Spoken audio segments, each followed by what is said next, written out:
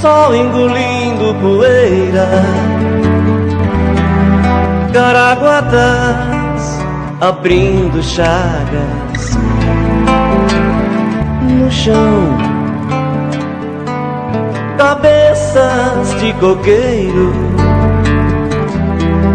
procurando nuvens galhos de bambu, debruçados sobre riachos, cascos de boi pisoteando sangue, aves assustadas atravessando os caminhos,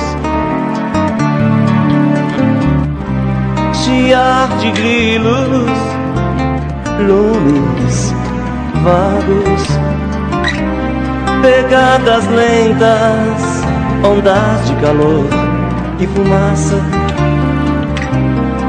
papas de lama.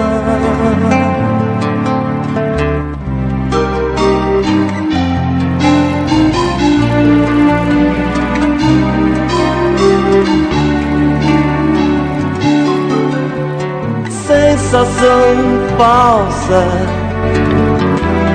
de se estar só no fundo escuro da mata, como mistério ou milagre, um homem, uma mulher surgindo pó, olhos fundos e febris, desamparados e trêmulos, carregam nos braços os filhos e a miséria, porteiras de fazendas, nomes e santos, cerrados e pastos, complicações e troncos e trepadeiras.